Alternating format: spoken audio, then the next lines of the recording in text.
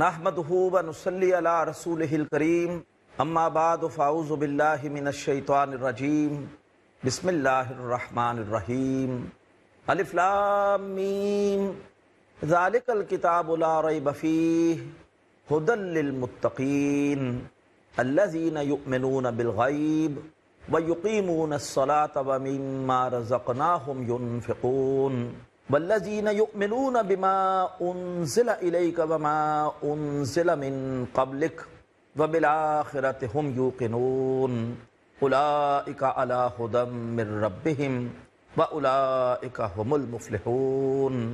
محترم ناظرین، السلام علیکم ورحمۃ اللہ وبرکاتہ۔ نظم قرآن اس حوالے سے ایک بڑی ایمان افروز گفتگو ہماری ان مجالس میں جاری ہے، اور ہم نے حسب سابق اس موضوع پر گفتگو کے لیے دعوت دی ہے محترم جناب خلیل الرحمن چشتی صاحب کو۔ خلیل الرحمن چشتی صاحب، ہم آپ کے دلی طور پر مشکور ہیں کہ آپ نے پیس ٹی وی اردو کی درخواست قبول کی اور آپ یہاں تشریف لائے۔ ہماری طرف سے آپ کی خدمت میں السلام علیکم ورحمۃ اللہ وبرکاتہ۔ علیکم السلام ورحمۃ اللہ وبرکاتہ۔ محترم چشتی صاحب، آپ نے ہمیں بتایا کہ نظم قرآن کے حوالے سے جو قرآن مجید کی طویل صورت ہے سورۃ البقرہ، اس کے 4 حصے ہیں۔ پہلا حصہ آیت نمبر 1 سے لے کے آیت نمبر 39 تک ابتدائی حصہ ہے، پھر اس کے بعد آیت 40 سے لے کے آیت 142 تک دوسرا حصہ جس میں کہ بنی اسرائیل سے خطاب ہے، تیسرا حصہ آیت 143 سے لے کر آیت 283 تک جس میں مسلمانوں کے لیے ہدایات ہیں، اور اس کے بعد آخری حصہ آیت 283 سے لے کے آیت 286 تک کہ پھر جو اختتامی حصہ ہے۔ الحمدللہ دوسرے حصے کے بارے میں، تیسرے حصے کے بارے میں اور آخری حصے کے بارے میں تو گفتگو ہماری ان مجالس میں ہو گئی ہے، لیکن معاملہ تشنا رہے گا اگر ہم کچھ آپ سے رہنمائی نہ لیں پہلے حصے کے بارے میں بھی۔ تو میری درخواست ہے کہ جو پہلا حصہ سورۃ البقرہ کا، یعنی آیت 1 سے لے کر 39 تک، ذرا اس کے بارے میں بھی کچھ مضامین کا ربط ہمیں بتائیے۔ الحمدللہ رب العالمین والصلاة والسلام علی سید المرسلین وعلی آلہ وصحبہ اجمعین۔ سورۃ البقرہ کے پہلے حصے میں سب سے پہلے اللہ تعالیٰ نے بتایا کہ اللہ کے نزدیک انسانوں کی صرف اور صرف 3 قسمیں ہو سکتی ہیں۔ اچھا، ایک مومنین، جی، ایک کافرین اور ایک منافقین۔ مومنین کے بارے میں 5 آیات ہیں ابتدائی، 1 سے لے کے 5 تک۔ کافرین کے بارے میں 2 آیات ہیں، آیت نمبر 6 اور 7، اور 8 سے لے کر 20 تک 13 آیات منافقین کے بارے میں ہیں۔ منافقین وہ لوگ ہیں جو اپنے مالی مفادات کے لیے یا سیاسی مفادات کے لیے اسلام کا کلمہ پڑھ لیتے ہیں، لیکن دل سے ایمان نہیں لاتے اور ان کے دل میں نفاق کی بیماری ہوتی ہے۔ اچھا، اس کے بعد آیت نمبر 21 میں مطالبہ کیا گیا ساری دنیا سے، یا ایھا الناس اعبدوا ربکم الذی خلقکم۔ یہ ایک دعوت عام ہے، اور اس کے بعد پھر فلا تجعلوا للہ اندادا، اللہ کے ساتھ کسی اور مد مقابل کو، ہمسر کو شریک مت کرو۔ اچھا، اس کے بعد چیلنج کیا گیا کہ یہ جو تمہیں ہدایات دی جا رہی ہیں یہ محمد صلی اللہ علیہ وسلم کا کلام نہیں ہے، یہ دنیا کے بنانے والے خدا کا کلام ہے، یہ اس کا مطالبہ ہے یہ، اور اگر اس بارے میں تمہیں کوئی شک ہے تو پھر فاتوا بسورۃ من مثلہ۔ ٹھیک، تو پھر وہ مضمون یہاں پر آ گیا۔ یہ مضمون 21 سے لے کر آیت نمبر 29 تک چلتا ہے، اور 30 میں پھر بتایا گیا کہ اس کرۂ ارضی پر انسان کی ذمہ داریاں کیا ہیں۔ اچھا، اور یہ بتایا گیا کہ انسان کو خلافت کی ذمہ داریاں سونپی گئی ہیں۔ اچھا، اب یہ مومنین کا کام یہ ہے کہ ان ذمہ داریوں کو سمجھے، اور ساتھ میں اللہ تعالیٰ نے یہ خبردار بھی کر دیا کہ تمہارا ایک دشمن ہے، اور روز ازل سے تمہارا دشمن ہے، ہاں جی، اور تمہارے جد امجد حضرت آدم علیہ السلام کا بھی ایک دشمن رہا ہے، وہ عدو مبین ہے، اس سے بچ کر تم کو چلنا ہوگا۔ ٹھیک۔ اب اس کے بعد سب سے اہم آیت یا 2 آیتیں ہیں، آیت نمبر 38 اور آیت نمبر 39۔ فمن تبع ہدایا فلا خوف علیہم ولا هم یحزنون والذین کفروا وکذبوا بآیات اللہ اولئک اصحاب النار هم فیہا خالدون۔ ٹھیک، فمن تبع ہدایا، دیکھیے جو من ہے یہ بہت اہم لفظ ہے، من. اس من کو بہت بھاری من ہے، من میں بٹھا لیجیے. اچھا. من تھبیا. تو یہاں یہ بات بتائی جا رہی ہے کہ کوئی ہو وہ، چاہے وہ بادشاہ کا بیٹا ہو، راجا کا ہو، یا وہ برہمن زادہ ہو، یا شودر کا بیٹا ہو، نبی کا بیٹا ہو، چمار کا بیٹا ہو، بڑئی کا ہو، کارپینٹر کا ہو، دیہاتی ہو، شہری ہو، کالا ہو، گورا ہو، غریب ہو، امیر ہو، من تبع ہدایا فلا خوف علیہم ولا هم يحزنون. ٹھیک. تو یہ من سورہ بقرہ میں بہت آگے تک جاتا ہے. بلا من اسلم وجہہ للہ. ٹھیک. یعنی سورہ بقرہ میں بلا کا لفظ 2 مرتبہ استعمال ہوا ہے، یعنی 2 بلائیں ہیں. تو ایک میں کہا گیا مثبت طریقے سے، ٹھیک ہے. اور ایک میں منفی طریقے سے. بلا من اسلم وجہہ للہ، جو بھی اللہ کی طرف رخ اختیار کرے گا، اس کی طرف جھک جائے گا. ہاں جی. اور بلا من کسب سیئۃ، جو بھی برائی کمائے گا. تو اللہ نہیں دیکھتا کہ کون گورا ہے کون کالا ہے، اللہ کی مخلوق ہے. ساری دنیا کے یہ 6-7 ارب کی جو آبادی ہے یہ سب اللہ کی مخلوق ہے. بلا شبہ. تو اس کی ہدایت کا فیضان عام ہے، ٹھیک. اور اس کی جو دعوت جنت ہے وہ عام ہے. ہر آدمی جنت میں جا سکتا ہے، ہر آدمی مغفرت کا مستحق ہو سکتا ہے.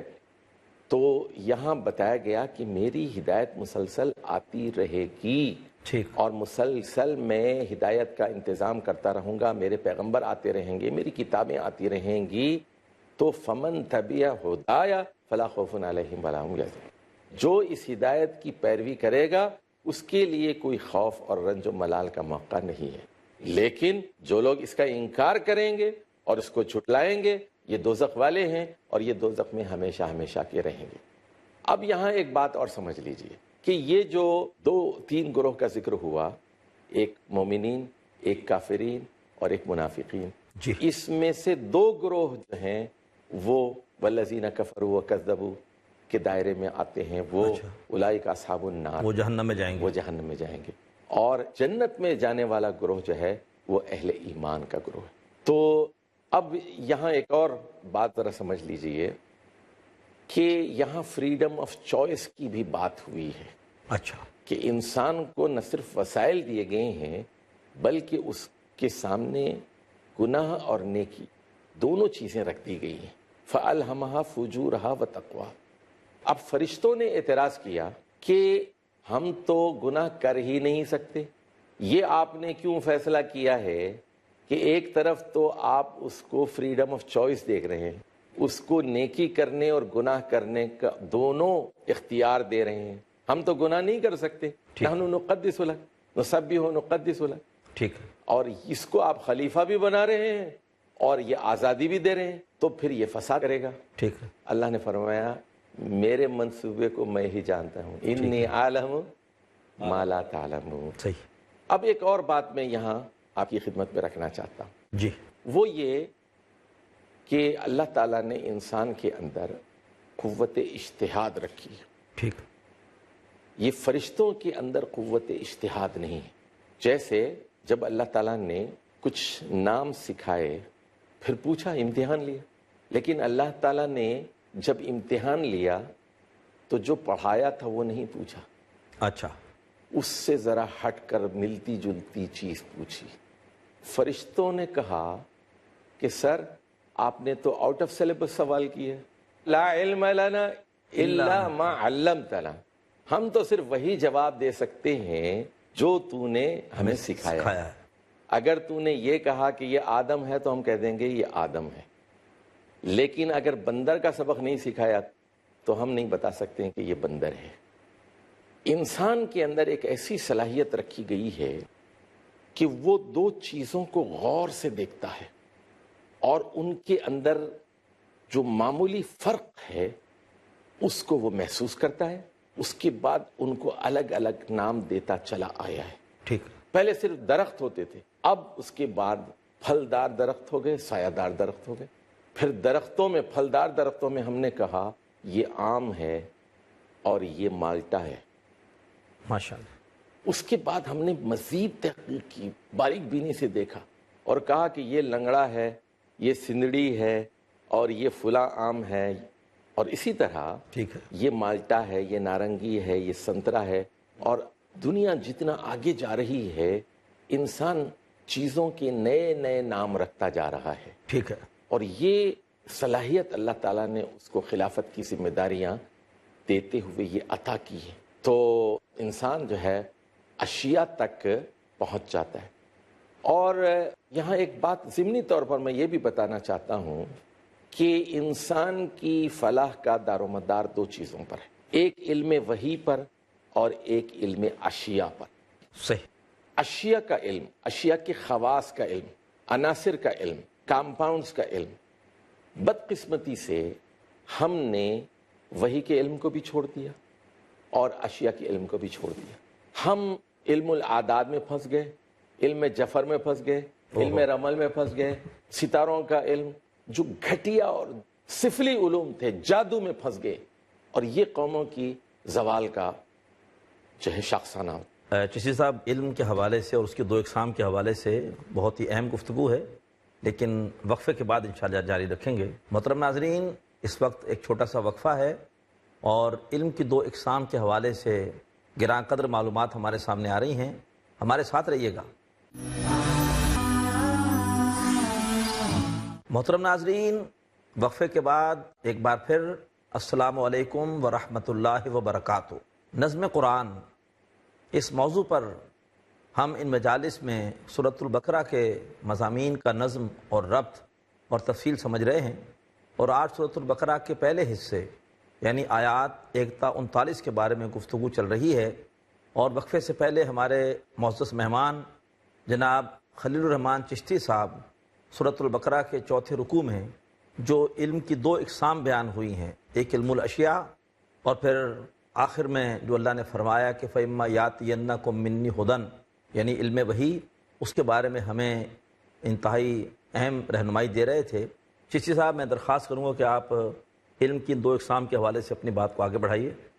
دیکھیے، یہ جو ٹیکنالوجی ہے ہاں جی. یہ ایک بہت ہی مفید علم ہے. اشیاء کے خواص کو جاننا. ادرک کا یہ فائدہ ہے، لونگ سے آپ کا گلا ٹھیک ہو جائے گا. صحیح. تو یہ اشیاء کا علم ہے نا، بلا شبہ. چاہے یہ آرگینک کمپاؤنڈس ہو یا ان آرگینک ہو، نامیاتی ہوں یا غیر نامیاتی. تو انسان کو اللہ نے عقل دی ہے، وہ تجربہ کرتا ہے اور نئی نئی دوائیں ایجاد کرتا ہے، نئی نئی مشینیں ایجاد کرتا ہے، یورانیم دریافت کرتا ہے، ایٹم بم بناتا ہے، راکٹس بناتا ہے، ہوائی جہاز بناتا ہے. اور اسی طرح آپ گاڑی بنائی، ٹرین بنائے، کیا کیا، اور موبائلز ہیں، کمپیوٹرز ہیں، چپس ہیں. تو یہ سب اشیاء کا علم ہے نا. یہ انسان کے لیے ایک مفید علم ہے، اور لیکن اس کے لیے اس کی زندگی کا جو علم ہے وہ وحی کا علم ہے. ٹھیک. اب آ جائیے سورۃ البقرہ کی وہ ابتدائی 5 آیات کی طرف. اچھا. اور مومنین کا جو ذکر ہوا ہے ذرا ہم اس پر گفتگو کرتے ہیں. پہلی بات تو یہ فرمایا گیا ذالک الکتاب لا ریب فیہ ھدی للمتقین. یہ وہ عظیم کتاب ہے جس کے بارے میں کوئی شک نہیں ہونا چاہیے ٹھیک. کہ یہ اللہ کی طرف سے ہے، اور اس کا ایک ایک حرف، ایک ایک بات برحق ہے، عدل پر مبنی ہے، اور جس میں انسانیت کی فلاح پوشیدہ ہے. دوسری بات یہ ھدی للمتقین. متقین کے ساتھ ہی ہمارے ذہن میں ایک تصور آتا ہے کہ یہ پہلے تو مومن ہوں گے، اور مومنین میں بھی بہت اونچے درجے کے لوگ ہوں گے. تو اگر وہ پہلے ہی ہدایت یافتہ ہیں تو پھر ان کے لیے ہدایت کی کیا ضرورت ہے؟ تو یہاں متقین سے مراد معروف معنوں میں وہ لوگ نہیں ہیں جنہیں ہم متقین سمجھتے ہیں، بلکہ یہاں اس سے مراد ہر وہ آدمی ہے، ہر انسان ہے، چاہے وہ مسلمان ہو یا غیر مسلم ہو. ابھی اس اسلام کی ہوا نہیں لگی، اس کو اسلام کی تعلیمات ہی نہیں پہنچی، تو اس کے اندر ایک فطری خوف پایا جاتا ہے، اور وہ اپنے آپ کو سمجھنا چاہتا ہے، دنیا کو سمجھنا چاہتا ہے، اور دنیا کے پیدا کرنے والے کو سمجھنا چاہتا ہے. ٹھیک. اس میں ایک کلک ہے ایک تو، اور وہ سمجھنا چاہتا ہے، اور وہ بچ بچ کر زندگی گزارنا چاہتا ہے. یعنی متقی اصل میں اس میں فاعل ہے. تو اس میں فاعل کا مطلب یہ ہے کہ وہ، اور تقویٰ کا مطلب ہے بچنے والا بنیادی طور پر. ٹھیک ہے. وہ بچ بچ کر زندگی گزارنا چاہتا ہے، وہ قتل نہیں کرنا چاہتا ہے، زنا نہیں کرنا چاہتا، وہ دست درازی نہیں کرنا چاہتا، چوری نہیں کرنا چاہتا، جھوٹ نہیں بولنا چاہتا ہے، وہ حرام کاموں سے بچنا چاہتا ہے۔ تو اب اس کے لیے جب قرآن ملتا ہے تو اس کی آرزوؤں کی تکمیل ہو جاتی ہے، وہ پیاسا ہے اس کو پانی مل جاتا ہے، ٹھیک، اور اب وہ ہدایت کا سفر طے کرتا ہے، اور الحمد سے جو سفر شروع ہوا ہے، ذالک الکتاب سے جو سفر شروع ہوا ہے، وہ والناس پہ جا کے وہ ختم ہو جاتا ہے۔ ماشاءاللہ۔ اور اس کے بعد رسول اللہ صلی اللہ علیہ وسلم کی زندگی اس کی مزید تفصیلات ہمیں بتاتی ہے۔ ٹھیک، اب ایک اور اس سلسلے کی بات، ایمان کی مثال بیج کی سی ہے، بیج نظر نہیں آتا، زمین کے اندر ہوتا ہے، اور بیج کے اندر جب پانی داخل ہوتا ہے تو بیج اوپر کی طرف بھی بڑھتا ہے اور نیچے کی طرف بھی بڑھتا ہے، اور اس کی جڑیں زمین میں گہری ہوتی جاتی ہیں، ٹھیک، لیکن انسان ان جڑوں کو نہیں دیکھتا اور اس نظام کو بھی نہیں دیکھتا کہ کس طرح جڑیں بڑھ رہی ہیں، پانی کو بھی کھینچ رہی ہیں، منرلز کو اور فرٹیلائزر کو اور دیگر معدنیات کو اندر کھینچ کے پودے کو بڑھا رہی ہیں، ٹھیک، اور اس کے نتیجے میں پھل اور پھول کھلتے ہیں۔ تو یومنون بالغیب، تو یہ غیب کا علم، وحی کا علم جو ہے، اب اس کے باطن پر اثر کرتا ہے، اس کے دل پر اثر کرتا ہے، اور وہ بیچ کے جب وحی کا علم داخل ہوتا ہے اس کا دل بڑھتا جاتا ہے، اور وَبِالْآخِرَةِ هُمْ يُوقِنُونَ، اللہ پر ایمان آ جاتا ہے، اور پھر آخرت پر یقین آ جاتا ہے۔ اور یہ ساری چیزیں کیا ہوتی ہیں؟ یہ اس کے دماغ میں ہوتی ہیں، اس کے دل میں ہوتی ہیں، اس کے اندر کی ایک دنیا ہے بڑی، ٹھیک ہے، وہاں وہ تبدیلیاں بتدریج آ رہی ہیں، اور انسان بظاہر تو وہی انسان ہے، بظاہر وہی خلیل الرحمن چشتی ہے، اور بظاہر وہی انجینئر نوید ہیں، لیکن ان کی اندر کی دنیا بدل چکی ہے۔ پھر ہوتا یہ ہے کہ کومپل جو ہے سر اٹھاتی ہے، اچھا، اور پھر وہ ایک تن آور درخت میں بدل جاتی ہے۔ پھر ہوتا یہ ہے اس کو بے شمار پھل لگتے ہیں اور پھول لگتے ہیں، درخت برگ و بار لے آتا ہے، ماشاءاللہ، اور پھر یقیمون الصلاۃ کا پھل آپ دیکھ لیتے ہیں، اور ایک اجتماعیت قائم ہو جاتی ہے، مسجدیں بن جاتی ہیں، لوگ بندگی کی طرف آتے ہیں، نماز قائم کرتے ہیں، وضو کا انتظام ہوتا ہے، اذان کا انتظام ہوتا ہے، سجدوں کا انتظام ہوتا ہے، نماز کی تعلیم دی جاتی ہے۔ پہلا سوال قیامت کے دن نماز کے بارے میں ہوگا، اول ما یحاسب بہ یوم القیامہ الصلاۃ۔ اور پھر آدمی جب دل کی دنیا بدلتی ہے تو فیاض بنتا ہے، پہلے بخیلی تھی، کنجوسی تھی، پیسہ خرچ کرنا نہیں چاہتا تھا، اب وہ دریا دل بن جاتا ہے، سخی داتا بن جاتا ہے، فیاض، صحیح، اب وہ لٹاتا ہے، وہ مما رزقناہم ينفقون۔ اور ماں جو ہے وہ اتنا ہے نا، اللہ نے آپ کو 1 کروڑ دیا ہے، ماں ہے، اس میں سے آپ کو من خرچ کرنا ہے، من ما رزقناہم ينفقون، تو تھوڑا خرچ کریں۔ اللہ کا تو مطالبہ یہ ہے کہ زکوٰۃ آپ 2.5% دیں، لیکن 3% دیں، 4 دیں، 5% دیں، کچھ حصہ تو دو، خدا کے بندو، کم سے کم 2.5% تو دے دیا کرو۔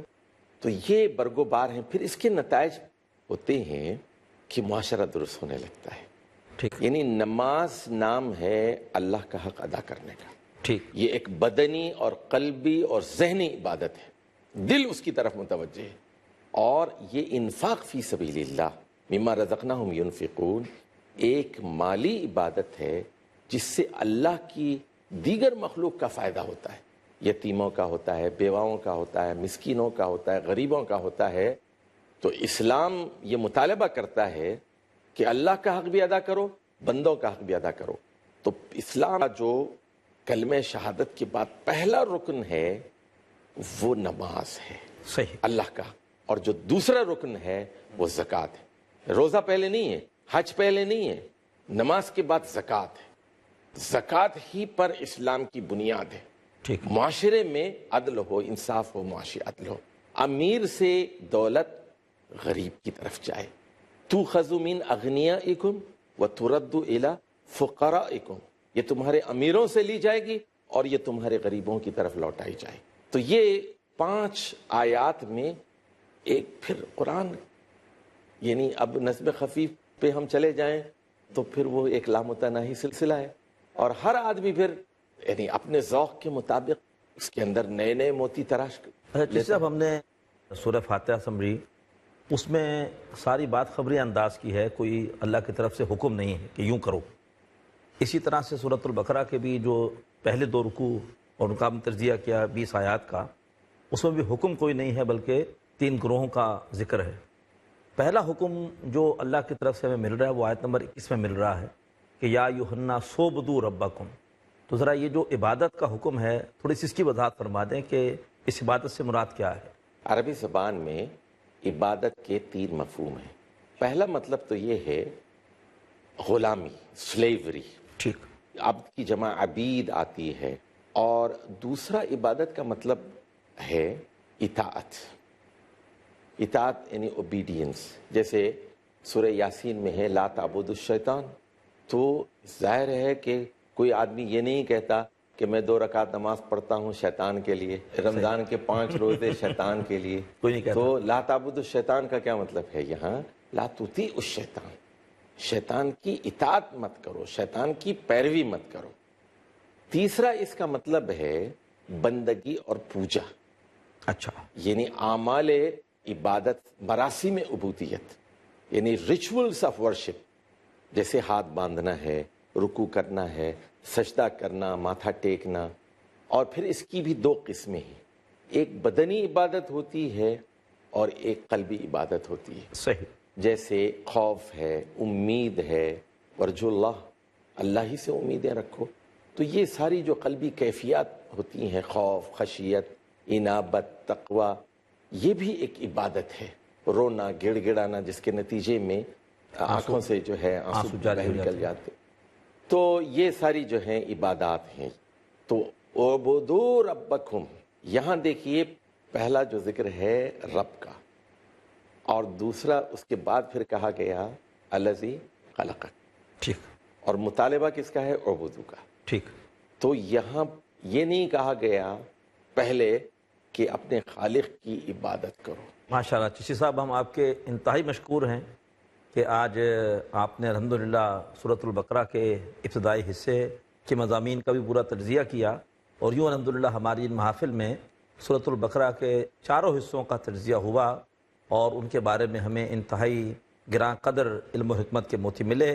محترم ناظرین، اللہ تعالی ہم سب کو قرآن مجید پر غور و فکر کرنے اور اسے سمجھ سمجھ کر پڑھنے کی توفیق عطا فرمائے۔ جسے سمجھ کر پڑھیں گے، تدبر کریں گے اور علم و حکمت کے موتی ہمارے سامنے آئیں گے، اتنی اس کتاب کی عظمت انشاءاللہ ہمارے دل میں گھر کرتی چلی جائے گی۔ ہمارا وقت مکمل ہو رہا ہے، ہمیں اجازت دیجیے، اللہ حافظ۔